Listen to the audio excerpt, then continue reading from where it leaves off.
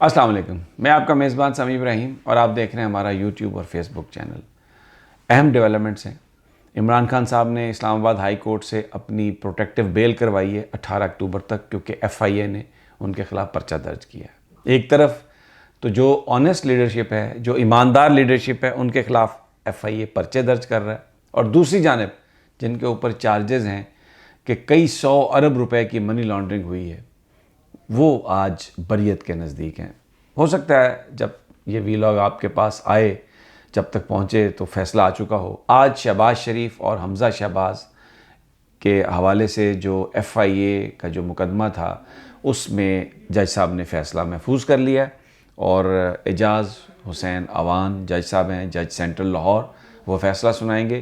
لیکن افسوسناک بات یہ ہے کہ جو انویسٹیگیٹنگ آفیسر ہے اور جو پروسیکیوٹر ہے، انہوں نے آ کے عدالت میں شہباز شریف اور حمزہ شہباز کے خلاف کوئی ثبوت پیش نہیں کیا، بلکہ ایک موقع پہ تو یہ کہا کہ ڈی جی صاحب ڈیزائر کر رہے ہیں کہ ہم یہ کیس پروسیکیوٹ نہیں کرنا چاہتے۔ فیصلہ محفوظ ہے، لیکن جج صاحب نے جب فیصلہ محفوظ کیا تو ان کے ریمارکس تھے کہ اگر آپ نے کوئی الزام لگایا ہے تو اس جرم کو ثابت کرنا بھی پروسیکیوشن کا ہی کی ذمہ داری ہوتی ہے۔ تو گویا وہ یہ کہہ رہے تھے ان اے وے انڈائریکٹلی کہ پروسیکیوشن نے کوئی کوشش ہی نہیں کی شہباز شریف اور حمزہ شہباز کو مجرم ثابت کرنے کی۔ تو بڑا اس لحاظ سے یہ ایک مایوس کن دن ہے آج پاکستان کا، کہ جو اربوں روپے کی منی لانڈرنگ کرنے والے ہیں وہ آج بریت کا سرٹیفکیٹ لیں گے، اور پھر اس کے بعد سارا دن پریس کانفرنسز ہوں گی، وزراء کے بیان آئیں گے کہ جناب دیکھیں کوئی جرم ہی نہیں تھا، ایک جھوٹا کیس تھا اور وہ بری ہو گئے۔ اسی طرح لوگوں کو بیوقوف پچھلے کچھ عرصے سے بنانے کی کوشش کی جا رہی ہے۔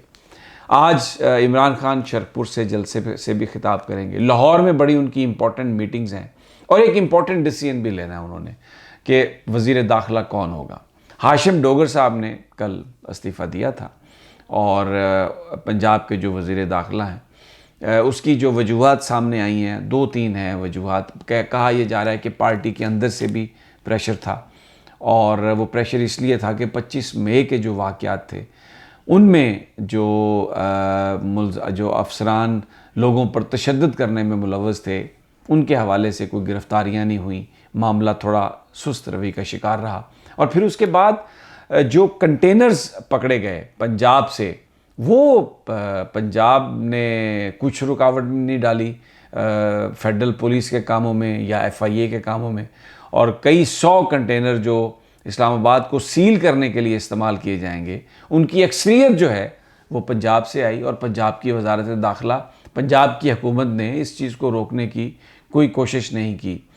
ایک اور بڑا سنگین جو معاملہ تھا، وہ بہت سارے سوشل میڈیا ہینڈلر جو یوٹیوب پر تحریک انصاف کے لیے کام کر رہے تھے، ان کو پنجاب میں گرفتار کیا گیا، ایف آئی اے نے گرفتار کیا۔ لیکن جو قانون ہے اس کے مطابق ایف آئی اے ڈائریکٹلی آ کے لوگوں کو گرفتار نہیں کر سکتی، مقامی پولیس کو نوٹیفائی کرنا ہوتا ہے اور ان کی مدد سے گرفتاری ہوتی ہے۔ تو ایک سوال پی ٹی آئی نے اٹھایا کہ جب پرویز الہی صاحب پی ٹی آئی کی کولیشن گورنمنٹ میں ہیں، ہاشم ڈوگر صاحب وزیر داخلہ ہیں، ان کا تعلق پی ٹی آئی سے ہے، تو پھر ان گرفتاریوں کو روکنے کے لیے کچھ کام کیوں نہیں کیا گیا؟ پنجاب پولیس نے کیوں ایف آئی اے سے تعاون کیا ان لوگوں کی گرفتاری کے لیے جو پی ٹی آئی کے لیے کام کر رہے تھے؟ یہ ایک بڑا سنگین ایشو، جس پر عمران خان صاحب کے جو قریبی ساتھی کہتے ہیں کہ یہ کچھ ایسے معاملات تھے کہ اس بات کا خدشہ تھا یا امکان تھا کہ شاید عمران خان صاحب کہتے ہاشم ڈوگر صاحب سے کہ آپ استعفیٰ دے دیں، لیکن یہ somehow the other یہ میسج پہنچایا گیا ہاشم ڈوگر صاحب کو، اور اس کے بعد انہوں نے استعفیٰ دیا، لیکن ساتھ انہوں نے کہا کہ میں ایک ادنا کارکن کی حیثیت سے کام کرتا رہوں گا پی ٹی آئی کے لیے۔ اب جہاں تک ہاشم ڈوگر صاحب کی اپنی انٹیگریٹی کا معاملہ ہے، تو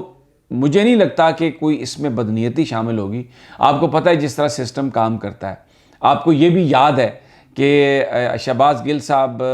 جیل میں تھے، اڈیالہ جیل میں تھے، یہ پنجاب حکومت کے انڈر ہے جیل، لیکن اسلام آباد پولیس ان کو لینے کے لیے چلی گئی تھی، اور جو پنجاب کے جو جیل کے حکام ہیں وہ بھی بے بس ہو گئے تھے، اور کسٹڈی شہباز گل صاحب کی اسلام آباد پولیس کو دے دی گئی تھی۔ اور آپ کو یہ بھی یاد ہوگا، ایک کمپیریزن میں ڈرا کرتا ہوں کہ جس وقت پنجاب گورنمنٹ نے یہ کہا کہ ہم شہباز گل صاحب کو وفاقی حکومت کے حوالے نہیں کریں گے، ان کی حالت خراب تھی اور یہ خدشہ تھا، یہ فیئر تھا کہ ان پر مزید ٹارچر کیا جائے گا، تو رینجرز جو تھے ان کے دستوں کا اعلان کیا گیا کہ وہ وہاں پر پہنچیں گے اور شہباز گل صاحب کی کسٹڈی لیں گے۔ پنجاب اور وفاق میں ایک ہنگامے کی سی صورتحال ہو گئی تھی، جس کے بعد یعنی ایک کلیش بن رہا تھا، جس کے بعد پھر ڈاکٹر شہباز گل کو اسلام آباد کے حوالے کیا گیا تھا۔ تو ہاشم ڈوگر صاحب نے یہ ساری باتیں بتائی بھی تھیں اور جیل میں بھی ان کو رکھا گیا تھا سزائے موت کے قیدیوں کے کمرے میں۔ تو اس سے آپ اندازہ لگا سکتے ہیں کہ بھلے آپ حکومت میں بھی ہوں لیکن اختیارات جو ہیں وہ سم ٹائمز آپ کے پاس نہیں ہوتے۔ اب بالکل میں آپ کو اس کی مثال دیتا ہوں کہ رانا ثناء اللہ کے وارنٹ گرفتاری جاری کیے ایک سول جج صاحب نے، سینئر سول جج صاحب نے، غلام اکبر صاحب نے، ایک ایسے کیس میں جس میں الزام ہے رانا ثناء اللہ پر کہ انہوں نے پلاٹوں کی رشوت لی ایک ہاؤسنگ سوسائٹی سے، اور یہ کہا رانا ثناء اللہ کا موقف ہے کہ جی انہوں نے گفٹ دیے، جبکہ وہ جن کی وہ ہاؤسنگ سوسائٹی ہے وہ کہہ رہے ہیں جی گفٹ نہیں ہے، یہ انہوں نے ہم سے رشوت میں لیا۔ اور جو کوسار پولیس ہے یا سیکریٹریٹ پولیس ہے وہ اینٹی کرپشن کو باہر نکال دیتی ہے۔ تو ایک سوال پیدا ہوتا ہے کہ اگر ایک ملزم کو لانے کے لیے، ایک عدالتی فیصلے کی تعمیل کرانے کے لیے رینجرز جا سکتی ہے اڈیالہ جیل، تو ابھی رینجرز جو ہے وہ رانا ثناء اللہ کو اسلام آباد میں پکڑنے کے لیے استعمال کیوں نہیں ہو سکتی؟ یہ ادارے جو ہیں جو آئین کے تحت کام کرتے ہیں، جن کی اپنی چین آف کمانڈ ہے، تو یہ رانا ثناء اللہ کو کیوں نہیں پکڑا جا سکا؟ یہ بھی تو پنڈی کے ایک سینئر جو سول جج ہیں غلام اکبر صاحب، ان کی طرف سے یہ ناقابل ضمانت وارنٹ گرفتاری جاری ہوئے۔ تو ہمیں ایک ڈسکریمنیشن جو ہے وہ نظر آ رہی ہے۔ ہمیں چودھری اعتزاز صاحب کی جو کل کی گفتگو ہے جس میں انہوں نے نام لے کے کہا ہے، انہوں نے سربراہ پر، ہماری فوج کے سربراہ پر یہ الزام لگایا کہ یہ جو شہباز شریف صاحب ہیں ان کو وہ لے کے آئے ہیں، اور کوئی 6 مہینے پہلے سوچ سکتا تھا؟ اور پھر انہوں نے جو عدالتی جو معاملہ ہے، جو سٹرکچر ہے، اس پہ بھی الزام لگایا کہ جو ججز ہیں ان کے جو ڈویژن ہے اس وقت، اس کے پیچھے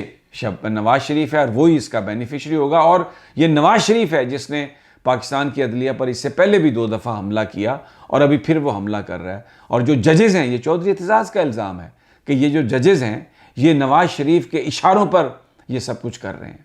اور اور جو ججز انہوں نے قاضی فائز عیسیٰ کا نام لیا ہے، منصور علی شاہ صاحب کا، دوسروں کا، کہ ججز جو ہیں وہ خط لکھتے ہیں چیف جسٹس کو وہ خط بعد میں پہنچتے ہیں، میڈیا میں پہلے پہنچتے ہیں۔ اور جو جج ہے، اگر چیف جسٹس کوئی بینچ بنائے تو کوئی جج اس بینچ میں بیٹھنے سے انکار نہیں کر سکتا۔ آپ اپنا فیصلہ مختلف دے سکتے ہیں، بینچ کے دوسرے جو اراکین ہیں ان سے ہٹ کے دے سکتے ہیں، اختلافی نوٹ لکھ سکتے ہیں، لیکن بینچ بنانے کا اختیار چیف جسٹس کے پاس ہے، اور کوئی جج جو ہے وہ اس سے انکار نہیں کر سکتا چیف جسٹس کو۔ اور بہت جو تنقید کی ہے چودھری اعتزاز احسن نے، اور انہوں نے کہا ہے کہ یہ عمران خان فرش پہ اور نواز شریف تخت پر یہ جن لوگوں نے کیا، کیا کوئی ان سے پوچھ سکتا ہے؟ کیا ان کا کوئی حساب دے گا؟ اور سپریم کورٹ بار پر بڑی کرٹیسزم کی ہے کہ یہ بالکل سیاست میں چلے گئے ہیں یہ لوگ۔ اور احسن بھون صاحب پر جو پریزیڈنٹ ہیں ان پر انہوں نے الزام لگایا کہ ان کی نواز شریف سے ملاقات ہوئی اور نہ جانے کیا کچھ وعدے وعید ہوئے۔ ابھی ویسے سپریم کورٹ بار کا الیکشن 28 کو ہو رہا ہے، بڑا گھمسان کا مقابلہ ہوگا، اور اس سے پہلے عاصمہ جہانگیر کانفرنس اب 2 دن کی بجائے لاہور میں 4 دن کی ہو رہی ہے، اور اس میں قاضی فائز عیسیٰ صاحب بھی آئیں گے اور بھی ججز ہوں گے، خطاب ہوگا۔ تو اس وقت جو پاکستان کے آنے والے دن ہیں وہ بڑے بظاہر ہمیں ٹرموائل کے دن لگتے ہیں، اور جو بات کی ہے چودھری اعتزاز صاحب نے، انہوں نے تو ایسے پوائنٹس اٹھائے ہیں کہ جن کے جواب اگر نہیں ملیں گے تو معاملات جو ہیں وہ بڑے سنگین سے سنگین تر ہوتے جائیں گے۔ اجازت دیجیے، اگلی ویڈیو تک انشاءاللہ جلد ملاقات ہوگی۔ اللہ نگہبان۔